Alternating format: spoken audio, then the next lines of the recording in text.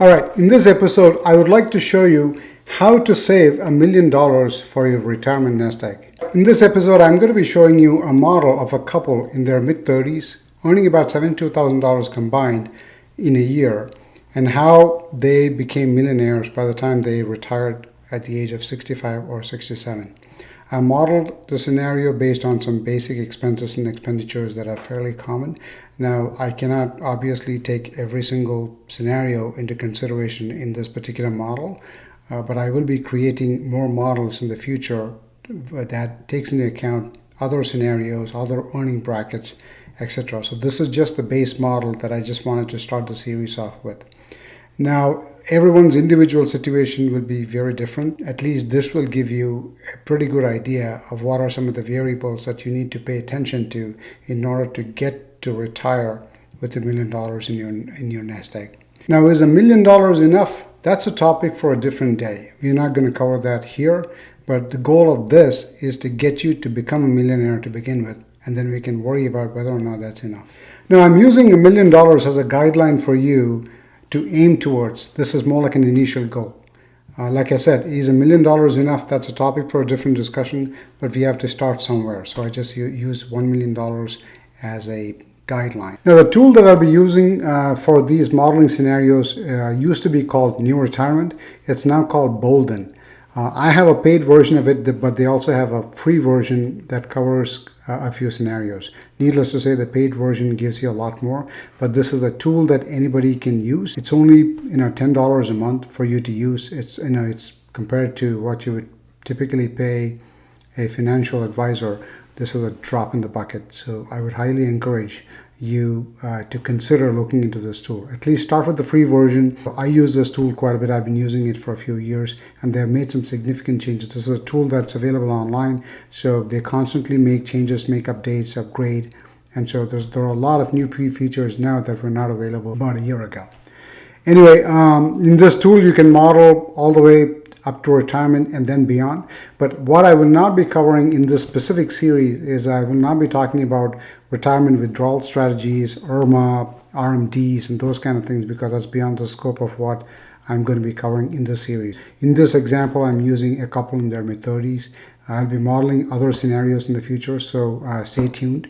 Like and subscribe. That'll help my channel quite a bit. So let's get straight to the model. So we are in the My Plan Summary page. I'll be clicking on Profile and Goals to show you what I have modeled. If you click on the basic information, you can see you've been modeled as a 35-year-old and your wife has been modeled as a 34-year-old. You're retiring at 67, your wife retiring at 60. Just to change things a little bit. I'm only going to be covering the most important sections because otherwise we're going to be here for a very long time. This is not a tutorial of this tool, so I'm not going to go too deep into what this tool can and can't do.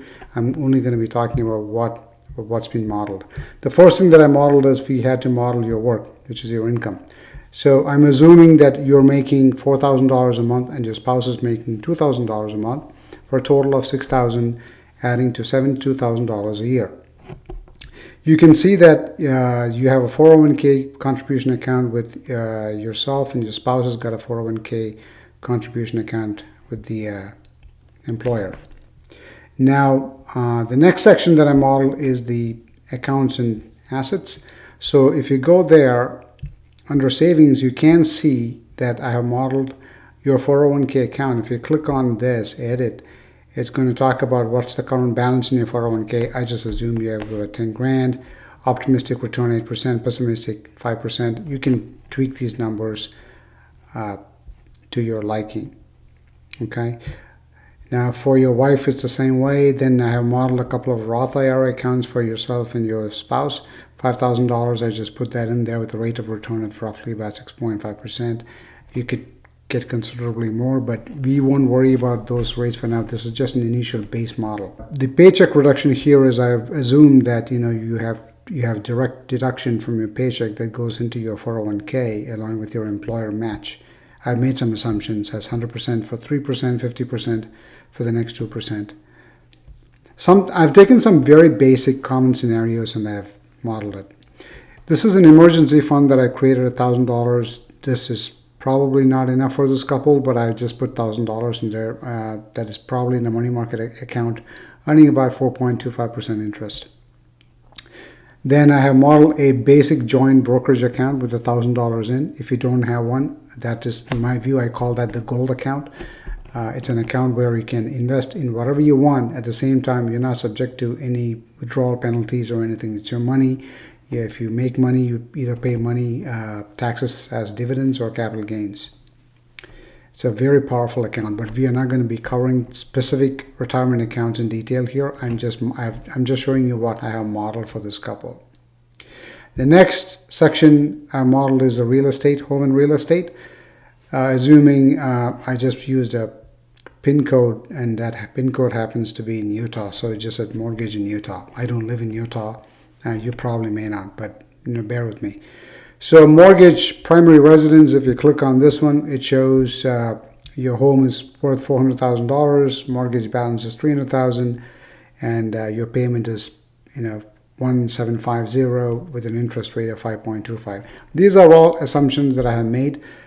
This may not be your exact scenario, but for this couple, it kind of makes sense. I didn't want to put a $2 million home here, because if you're making $60,000 a year, chances are you're not living in a $2 million home. This is more realistic. If your situations may vary. So, again, this is the first of many models that I will be creating. So in this particular model, these are the assumptions that I have made.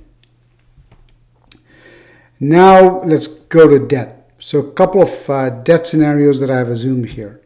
Very common. One is auto loan and one is college loan. Auto loan, I have assumed you have a $15,000 auto loan, 3.9% payment estimated about $250. College tuition, 2.25%. You have a $20,000 college tuition. Your situation can be very different. I cannot obviously take every single scenario into consideration, but these are all models that I've used for this couple. Expenses in healthcare. So you have many different types of expenses. You have one-time expenses also. I modeled that as $60,000, as you will see. I just mentioned this as college fee, $5,000. It may not be. It could be. You can replace college one with something else. Maybe some health-related one-time expense that you have for these years. So I modeled that. That totals about $60,000. This can be different. And recurring expenses are expenses that you're going to be paying with your paycheck on a regular basis. Eating out, gifts, auto insurance, groceries, utilities, miscellaneous. I'm combined a bunch of specific expenses that I don't know what it could be into miscellaneous. Property taxes and insurance, travel, that's a travel budget that I've accounted for. Your mileage may vary. Home maintenance. Then you have the primary home mortgage, and then it also adds the auto loan and the college tuition. If you look at the withdrawal order, you can change which order that you want to withdraw from. The emergency fund, I specifically said you cannot withdraw from this account because it's an emergency fund. So that's why you see a excluded from withdrawals. Okay. I'm not going to talk about estate planning here and profiles and goals. Rate assumptions. So these are the basic rate assumptions that I've made. There's a page where you can go and change all those. I'm not going to show you that page at this point. Just assume that these things can be tweaked. So general inflation, very reasonable. You can see these numbers over here. I don't need to read that out. And under taxes, it is saying it's using the current tax rates. Now, we all know that there's a tax bill that is staying with the Congress, whereby I can tell you with almost certainty that they are going to extend the 2017 tax bill that they passed. If they didn't, you'll have to revert back to 2017. So I'm just keeping the current tax rate because I'm pretty confident that it's going to stay that way. So that's what the assumption is here. You can change it, but I've just kept it as current tax rate. To keep this video relatively short, I'm not going to be talking about retirement withdrawal strategies, so we're not going to be talking about IRMA or RMD or conversion to Roth IRA from your traditional IRA or for a 401k, because those are all things that you need to worry about when you get closer to retirement. You need to have a retirement strategy that you need to plan before you retire, but we're not going to be talking about those here.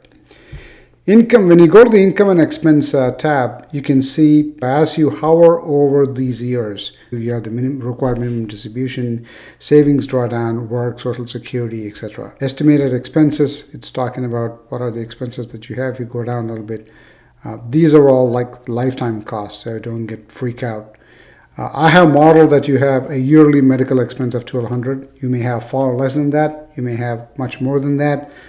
Your mileage may vary, but I just modeled, and everybody's got some kind of a medical expense of some sort, so I had to model something. You can't leave that blank. Mortgage, as you can see, let's see, why is there a dip over here? So the dip over there you see is at this time, based on your current payment, it is saying that your last mortgage payment is in 2050, and so beyond that, you don't have any mortgage payments, so that's why you see a dip in estimated expenses. Let's look at your lifetime cash flow. So if you come over here, don't worry about this graph. This is a little bit confusing, so I'm not going to talk too much about it. Here is the savings projection. So as you keep building up your savings over time, you can see by the time you get to about 2050, you're about 60, your spouse is 60, you have hit a savings of roughly about $1 million.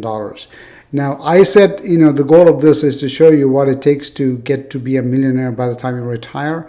It says over here is 1.47, but keep in mind that market has got fluctuations and variations. So in this model, it is saying that based on the assumptions that you have made, that this is what it is. Now, we can easily change some of those scenarios, and let me move this a little bit more to the left.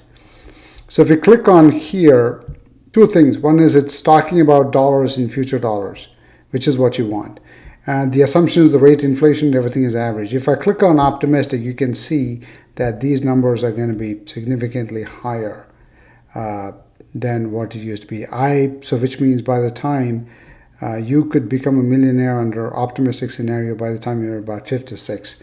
I would like to keep this at average, because average, the assumptions that they're making is very reasonable in terms of the return on investment. It's about 6.5%.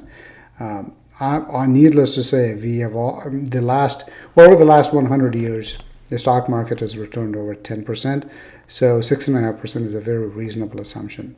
And this is a tabular form that shows your expenses. You will see that in the beginning, based on the model that I created, your income 72,000, expenses are a little bit more.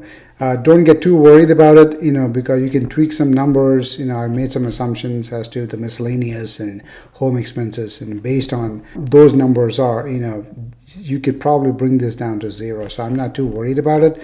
But as you see that as your income increases, your expenses also increases based on inflation, you could see that your surplus is slowly increasing here. So the savings, if you look at these, that keeps increasing over time.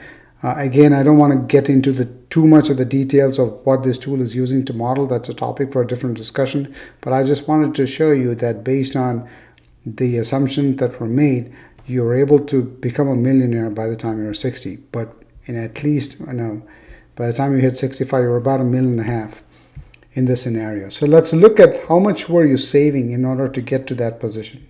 So this is your 401k. So if you click on this 401k, so paycheck, I am assuming that you're contributing 15% of your salary towards your 401k, and for your spouse, contributing 10%.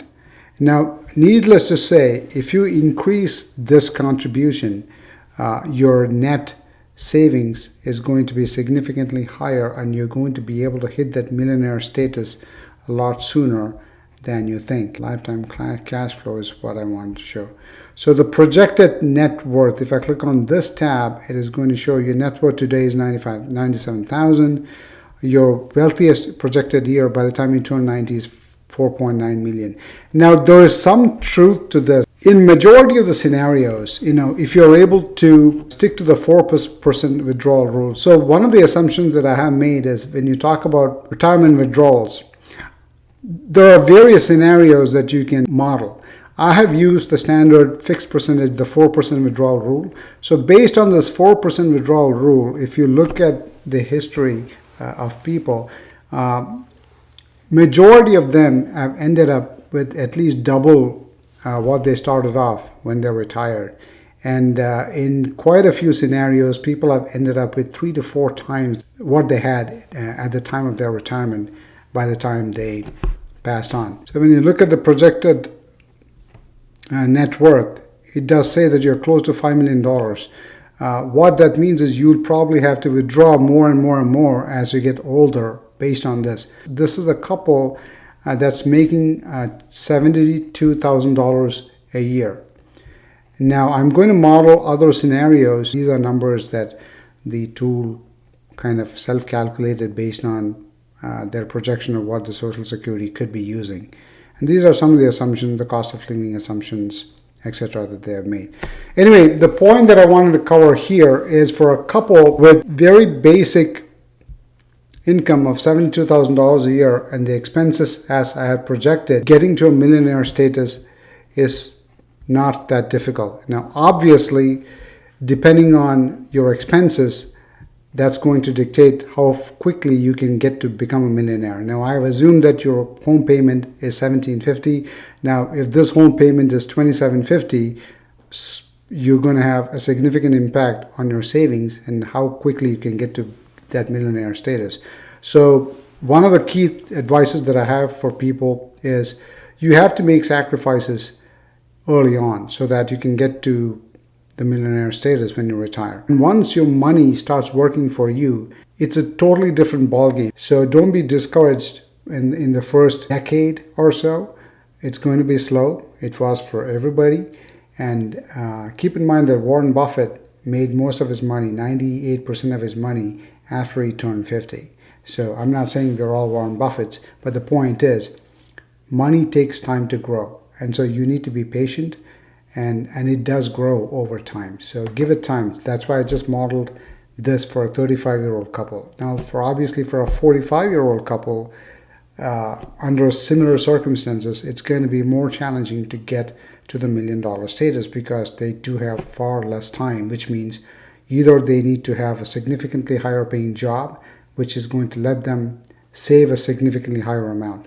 I'm going to model those in my next video, but just keep in mind that the key is to control your expenses. It's common sense, but it's also good to hear from somebody else as well. Anyway, on that note, I'm going to end this video. Hopefully it gave you a pretty good insight. If you need me to tweak things or want to give you a more elaborate explanation on certain sections, please let them know in the comments below, because I'm making these videos for all of you. So the more you comment on it, the better I can modify these videos to make it more useful for all of you. I'll see you in the next video. Bye-bye.